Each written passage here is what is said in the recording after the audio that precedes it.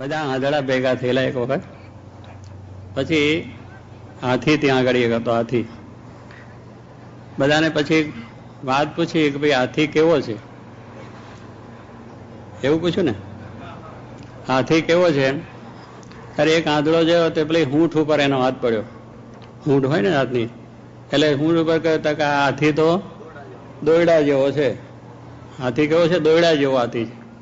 એ એમ વાત કરવા માંડ્યો ને બધા બે ચાર આંધળા એમ કૂટાકૂટ કરવા માંડ્યા કે આને પેલો દોયડું છે હૂંઠનું, એવું જ કે. ફરી બીજો જોઈએ તો આના હાથીના પગે બાજ્યો. પગે બાજ્યો તો કે હાથી કેવો છે? થાંભલા જેવો. એટલે બે ચાર જણા એમાં કૂટાકૂટ કરવા માંડ્યા, થાંભલા જેવો હાથી કહેવાય. પછી ત્રીજા વળી બે ત્રણ ગયા તો કાને વળગ્યા. એના હાથીનો કાન હોય ને તો હાથી કેવો છે? કૂપડા જેવો છે. બીજો ગયા પૂછડા આગળ, પૂછડા વાળો એ દોડ્યા. એટલે કહેવાનું શું, બધા જુદા જુદા અંગે અડ્યા અને હાથીનું વર્ણન કરવા લાગ્યા. એવું આ બધાએ વર્ણન કર્યું ભેગા ભેગા. એટલે બધા જુદા જુદું થયું ને. પેલાનો મત કે હાથી કેવો છે? હાથી કેવો છે આપણે બધા જાણીએ છીએ ને કે બધા અંગે સંપૂર્ણ એને હાથી કહેવાય. પગ છે, હૂંઠ છે, કાન છે, આ બધી વસ્તુ થાય ત્યારે હાથી કહી શકાય. એમને હાથી ન કહેવાય. એક અંગ હાથમાં જાલીને કૂટાકૂટ કરીએ એટલે કંઈ આપણે મણકામ આવી ના જઈએ, મણકામ આવીએ નહીં, સમજ્યા? મણકામાં તો જોગી મહારાજ કહેતા કે 7 સમલ્યા થવું જોઈએ, સર્વાંગે સંપૂર્ણ થવું જોઈએ. કથા વાર્તા જોઈએ, નિયમ ધર્મ જોઈએ, સેવા પણ જોઈએ અને બધું જોઈએ. એમાં પેલા વળી પાછળથી આવ્યા પછી સેવાની વાત લઈને એમને કોકડું વધારે ગૂંચું. મેં કહ્યું આ ગૂંચો આવ્યા છે પહેલેથી કહ્યું. એટલે કહેવાનું છું કેમ આપણે પણ એક અંગ લઈને બધા મંડીએ છીએ અને પ્રતિપાદન કરીએ છીએ. એટલે જેમાં જેનું અંગ હોય એની વિશેષતાની વાત કરે ને બીજાની વાતનો નિષેધ કરે. પેલો કાંઈ હુપડા જેવો હોય નહીં, પેલો કાંઈ થાંભલા જેવો હોય નહીં, પેલો કે શા જેવો. એટલે એવી રીતે જેમ આંધળાઓને કોઈ રસ્તો આવે નહીં કે કોઈ વસ્તુ, એટલે પોતાનું અંગ જાલીને વાત કરે એટલે એમાં કોઈ દિવસ આપણા અંગને વૃદ્ધિ પામે નહીં. અને શું કહે જોગી મહારાજ કહેતા બધા અંગ એટલે કથા વાર્તાનું અંગ પણ જોઈએ અને સેવાનું અંગ પણ જોઈએ, નિયમ ધર્મ પણ આપણે જોઈએ, બધા વસ્તુ આપણી અંદર જોઈએ. ત્યારે આપણે ખરેખર આ સાચા સત્સંગી કહેવાય, આદર્શ સત્સંગી કહેવાય, આદર્શ સંત કહેવાય. મોટા પુરુષો જે થયા છે એ બધાની અંદર તમે જુઓ કે શ્રીજી મહારાજ પણ સાક્ષાત ભગવાન છે, પણ એમને કથા વાર્તા હંમેશા પ્રાગજી પુરાણી કરતા. સેવાનું અંગ પણ પોતે કરતા, પથરા પણ ઉપાડ્યા છે. નિયમ ધર્મની દ્રઢતાની વાત પોતે પાડી છે અને બીજાને પડાયા છે. ભગતજી ગુણાત્યાન સ્વામીની વાતમાં જુઓ, પુરાણી રાખતા કથા વાર્તાનો અખંડ અખાડો, સાથે સેવાનો પણ અખાડો, ધર્મશાળાની સેવાઓ પણ કરાઈ, નિયમ ધર્મની વાતની પણ દ્રઢતા કરી. એટલે એમના અંગોની અંદર જુઓ, એના એક એક અંગને પકડીને ના વાત કરીએ, એમની અંદર બધા અંગ હતા.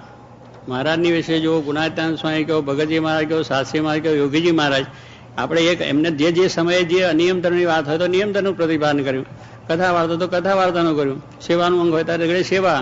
હવે અત્યારે આપણે અહીંયા આગળ બધા બેઠા છે, પણ આ બપોરે ભૂખ લાગશે ક્યાં જશો? તો ત્યાં સેવા કરનાર હોય ત્યારે કેવું પણ ઉઠ ભાઈ તું જરા સેવામાં ઊભો થા. એટલે એ બે પૂછડું પકડવાનું નહીં હોય. કથા વાર્તાએ પણ છે પેલું પણ, જ્યાં આગળ જે જરૂરની જે વસ્તુ હોય એ પ્રમાણે મોટા પુરુષે પ્રતિપાદન એ અંગની વાત કરી હોય. એટલે એ સમજીને આપણે આ નથી કરવાનું, આ કરવાનું છે, આનાથી મણિકામ આવી જશે, આનાથી મણિકામ આવશે નહીં.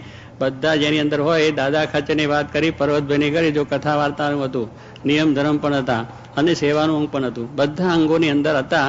તો એ માણાના મણકામ આવ્યા. આદર્શ જેને કહી શકાય. આદર્શ એટલે એક અંગની વાત નથી, બધા અંગ આપણે જોઈએ અને બધા અંગની જરૂર છે. અને કથા વાર્તાની પણ એટલી જરૂર, સેવાની પણ જરૂર છે બીજી.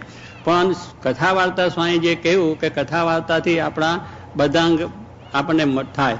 કથા વાર્તાનો અંગ ના હોય તો મોટા ગુણ ના આવે, એટલે શું સેવાનું અંગ ના થાય, નિયમ ધર્મની દ્રઢતા પણ ના થાય. કથા વાર્તા છે એ બહુ જરૂર અગત્યની છે. અહીંયા અત્યારે પણ જો બધા બહાર કેટલા ફરતા હોય, અહીં કથા વાર્તામાં આવ્યા છે અને બહાર બધા ફરતા હોય કે સેવા કરે, પણ સેવા તો સેવા તમે કરો પણ અત્યારે કલાક તો બેસી જાઓ. એટલે જે વસ્તુ જે વખત કરવાની હોય એ રીતે થાય. એટલે કથા વાર્તાનું અંગ પણ બરોબર જોઈએ જ.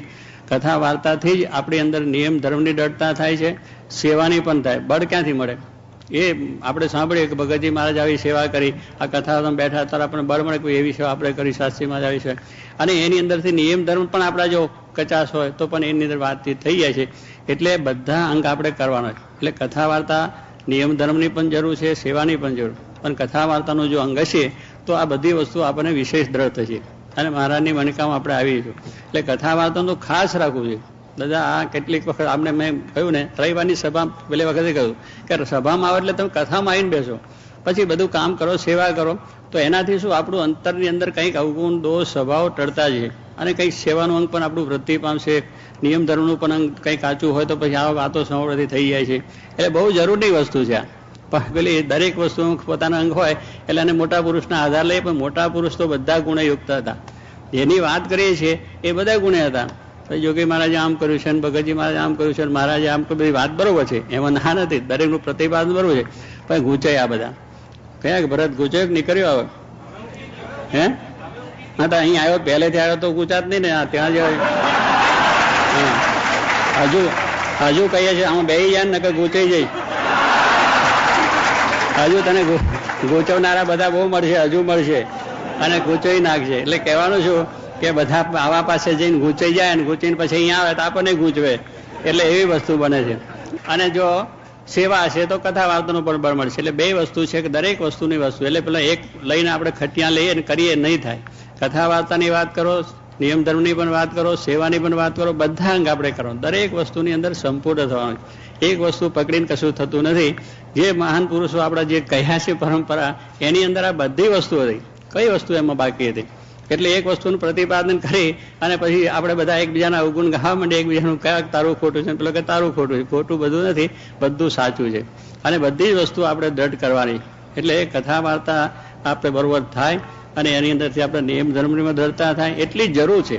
એની વસ્તુની અંદર નિયમ ધર્મમાં પણ બરોબર છે કે નિયમ મારે એટલા માટે ધર્મ, જ્ઞાન, વૈરાગ ને ભક્તિ ચારે અંગ વાત કરી કે ધર્મ પણ પહેલો દ્રઢ જોઈએ. એટલે નિયમ ધર્મ દ્રઢ છે, પછી ધર્મ, પછી જ્ઞાન, એટલે જ્ઞાન કથા વાર્તા પણ પાછી બરોબર જોઈએ. વૈરાગ એટલે આ જગતમાં પાછું બધું મૂકી દેવું પડે, અને મૂકીએ તો જગતમાં પડ્યા તો ગૂંચવાડો થાય વધારે. એટલે કહેવાનું શું કે વૈરાગ એટલે કોઈ પ્રદાનમાં રાગ ના થાય.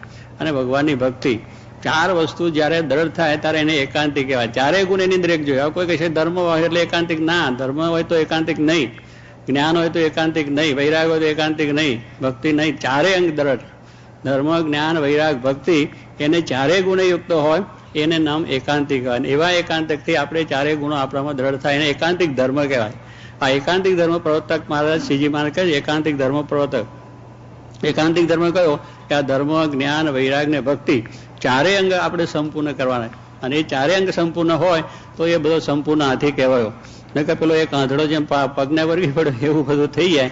એટલે એવી વસ્તુ છે. માટે આપણે આ વસ્તુની અંદર બધા એક સારી બધી ચર્ચાઓ સારી કરી, આપણે વાંધો નથી અને એવી ચર્ચા કરતા રહે. પણ એમાંથી એક અંગ પકડીને પાછા બીજે બધું એવો પ્રચાર ના કરે કે આની જ જરૂર છે, બીજી જરૂર નથી. એટલે કોઈ બધાનો નિષેધ નથી આની, કે કથા વાર્તાવાળા સેવાનો નિષેધ કરે, સેવાવાળા પેલા નિયમ ધર્મનો નિષેધ કરે. એ નિષેધની વાત નથી, બધા જોઈએ છે. બધા અંગ આપણે કરવાના છે. સેવા પણ કરવાની, સેવા વખતે સેવા, અને નિયમ આપણે પાડવાના છે તો પાડવાના છે, ગમે ત્યાં જઈએ તો પણ. અને ભક્તિ કથા વાર્તા એ પણ જોઈએ.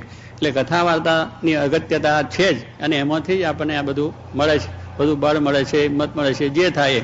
એટલે કથા વાર્તામાં તો બેસવું જ બધાય, એ ખાસ આપણે રાખવાની વસ્તુ છે.